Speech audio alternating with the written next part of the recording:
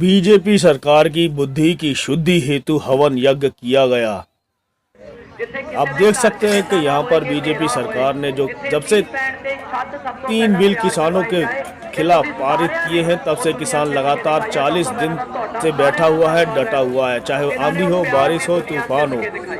इसी को आगे मद्देनजर रखते हुए आज गाजीपुर बॉर्डर पर बीजेपी सरकार की बुद्धि की शुद्धि करने के लिए महायज्ञ हवन यज्ञ का आयोजन किया गया है और यहाँ पर लगभग तमाम लोग वो शामिल हुए जिन्होंने बीजेपी सरकार को वोट दिए थे।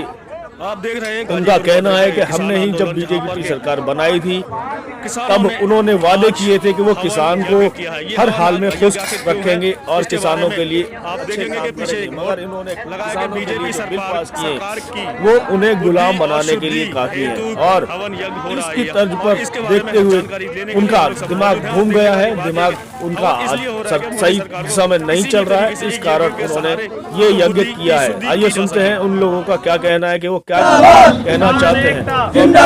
ये हवन किया बीजेपी सरकार भारतीय किसान यूनियन, भारतीय किसान यूनियन। सर आपका नाम बता दीजिए। मैं मनोज चौधरी शामली से आया हूँ। मनोज जी, आपने ये जो बैनर लिया हुआ है बीजेपी सरकार की बुद्धि शुद्धि हेतु हवन, हाँ जी, तो हवन का क्या रखने का जो औचित्य है वो क्या है? हमने सारा ही काम करके देख लिया जी। गंजे हम हो लिए, नंगे हम हो लिए, बारिश ऊपर से बारिश आ रही वैसे परेशान हमने सोचा देख लो हमन से ही मान जा।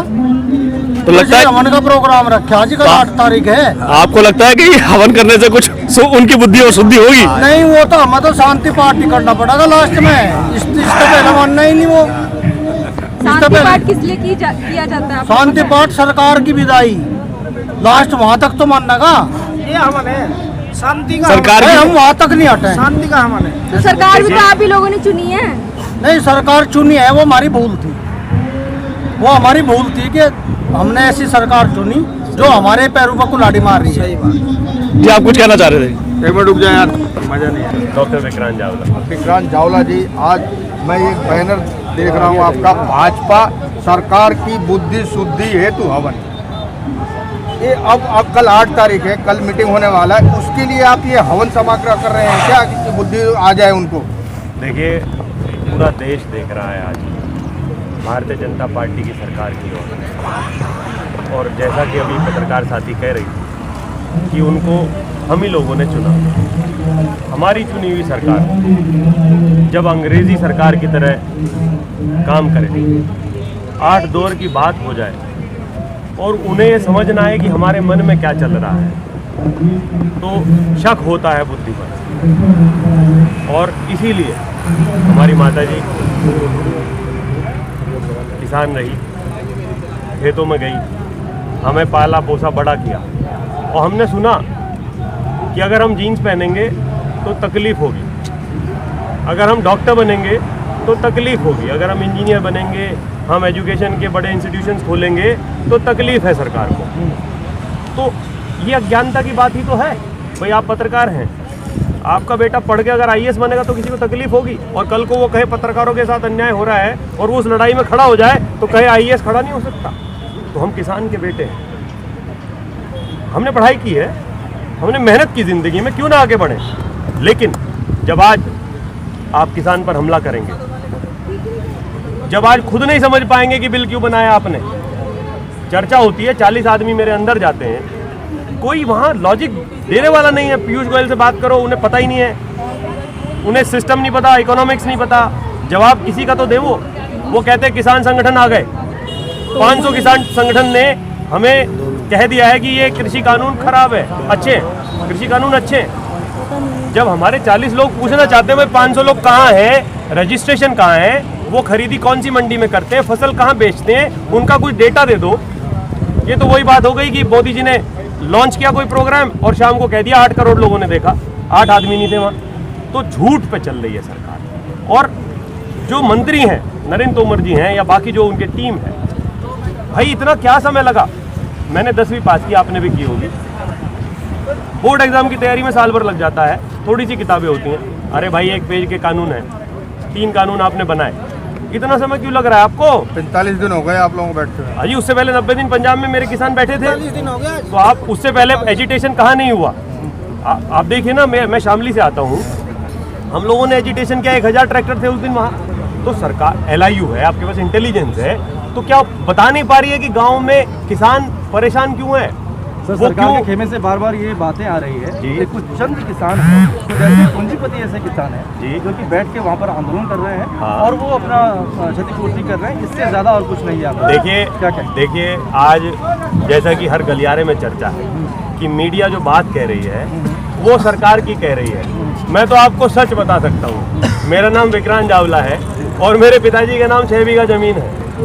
उन्होंने मुझे पढ़ाया लिखाया, इसलिए हमारे घर की रोजी रोटी ठीक चलती है। अब उससे इन्हें तकलीफ है कि ये पढ़ लिख क्यों गया किसान का बच्चा, जीन्स क्यों पहनता है, बातें कैसे करनी सीख रहा है। लेकिन जिस हवन यज्ञ की बात आप यहाँ पे करने के लिए आए हैं, जी, इसी हवन यज्ञ को करके आज सरकार जो है सत्ते में आई है जी, और फिर इसके खिलाफ कहीं षड्यंत्र तो नहीं है?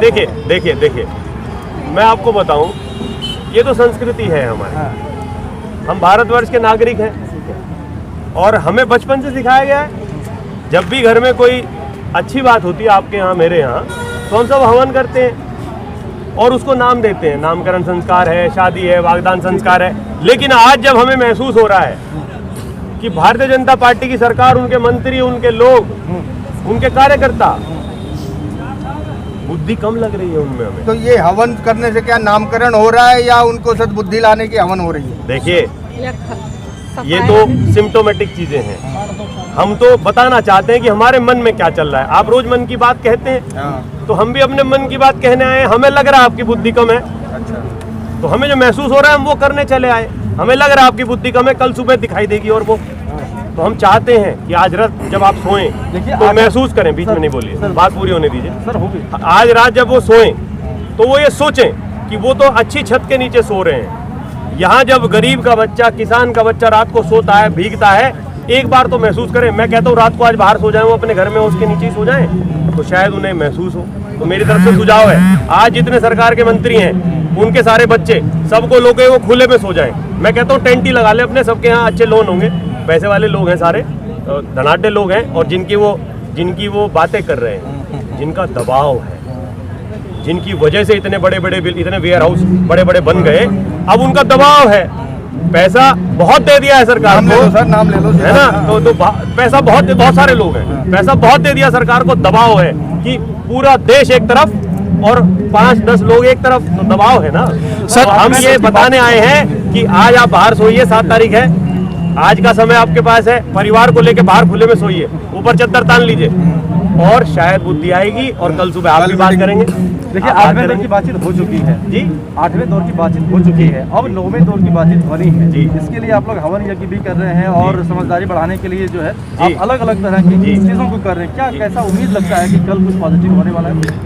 देखिए, बड़ी मुश्किल से भारतवर्ष बनाया था भगत सिंह ने, गांधी जी ने, और तमाम नाम आप और मैं दोनों जानते हैं, बहुत जाने गई।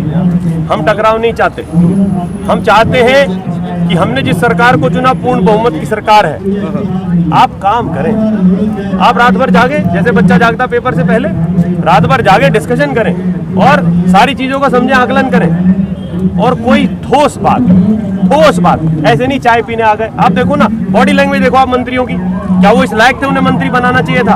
आप और मैं दोनों उनकी बॉडी लैंग्वेज देख रहे हैं। मेरी माता जी अनपढ़ है, टीवी में जब वो बॉडी लैंग्वेज देखती है मंत्री की, कहती है ये क्या नालायक आदमी है, ये क्या नालायक आदमी है। किसान आए, आप किसी की 13वीं में गए, आप हंसेंगे वहां खड़े होकर? अरे सारा किसान यहाँ बैठा हुआ है, आप कुछ तो शर्म करो, कुछ तो शर्म करो। आपके भी बच्चे हैं, वो भी कहीं रह रहे होंगे, बद्दुआ कैसी लगेगी आपको पता नहीं चलेगा। मेरा ये सवाल है, जब से सरकार मौजूदा 2014 से आई है, तब से जितने भी बिल पास हुए उनके विरोध में कोई ना कोई आंदोलन खड़ा हुआ है और आज भी किसान खड़ा हुआ है। तो क्या लगता है कि जिस तरीके से पिछले जितने भी आंदोलन हुए उनको दबा दिया गया, इसको नहीं दबा दिया जाएगा? देखिए, ऐसा हमें तो महसूस नहीं हो रहा है, हमें तो ये महसूस हो रहा है कि हम लोग घर से आ गए हैं। और मैं बार बार उदाहरण दे रहा हूँ, आप मेरे भाव समझने की कोशिश करिए। मेरे सारे साथी उसी भाव के साथ आए हैं कि मेरी माता जी हार्ट की पेशेंट है और फोर्टिस एस्कॉर्ट्स में उनका अभी ऑपरेशन कराया बड़े भाई साहब ने।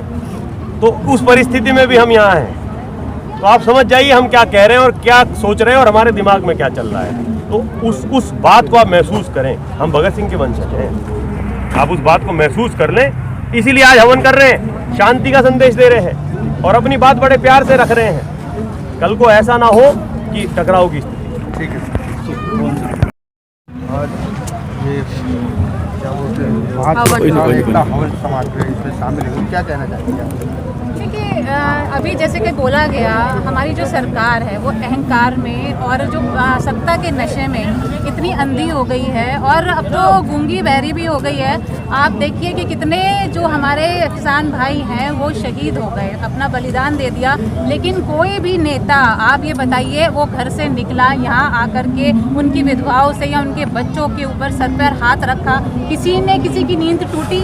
लेकिन आज उनको जगाने के लिए अब हम शांतिपूर्वक यज्ञ कर सकते हैं, उनको सद्बुद्धि की कामना कर सकते हैं कि भगवान उनको बुद्धि दे, क्योंकि इन्हीं लोगों ने, यही किसान परिवार, और किसान हर वर्ग का होता है, हर जाति का होता है, हर धर्म का होता है, किसी एक धर्म का तो होता नहीं है। तो सब लोग मिल करके उनकी बुद्धि को शायद कोई सद्बुद्धि आ जाए और शायद वो किसानों के हित में सोचने लगे। तो हम तो यही एक कामना कर रहे हैं और अपनी सरकार को जगाने की कोशिश कर रहे हैं, क्योंकि वोट तो हमने भी दिया था। अब जो गलती हमसे हो गई है उसको सुधार लें और शायद सरकार भी अपनी गलतियों को सुधार ले, तो हम लोग भी उनको सपोर्ट करेंगे और पूरा देश उनको सपोर्ट करेगा। लेकिन अब वो अहंकार इतना उनके अंदर भर गया है, इतनी अहंकारी नीति वो लोग लेकर के आ रहे हैं कि आज उनको कुछ नहीं दिखाई दे रहा है। आज उनको ना बच्चे दिखाई दे रहे हैं, ना किसान की विधवाएं दिखाई दे रहे हैं, ना किसान दिखाई दे रहे हैं। पहले इतने बड़े बड़े वादे किए थे, पहले महंगाई के ऊपर रोते थे, पहले ऐसे ऐसे जुमले देते थे कि हाय महंगाई डायन खाए जात। आज वो महंगाई भी है, बढ़ रही है, पेट्रोल डीजल के दाम बढ़ रहे हैं, हमारे किसान भाई मर रहे हैं, लेकिन उनको कोई चिंता नहीं है। आज वही स्मृति ईरानी जी जो इतने बड़े बड़े धरने देती थी, सिलेंडर लेकर के स्टेज पे बैठ जाती थी, आज वो कहाँ है, कहाँ मुंह छुपाए बैठी है, किसी को नहीं पता है। कहिए ना उनसे कि यहाँ महिलाएं बैठी हैं, आइए उनके साथ, क्यों नहीं आती हैं, क्यों उनके बच्चे भूखे हैं, आज महंगाई बढ़ती जा रही है, आइए हमारे साथ धरना दीजिए। लेकिन आज वो नहीं आएंगे, क्योंकि उनकी जो एजेंडा था, जो वोट बैंक उनको पाना था, वो पा चुकी हैं और अपने घर में बैठ करके अपना जो सत्ता सुख है वो भोग रही हैं।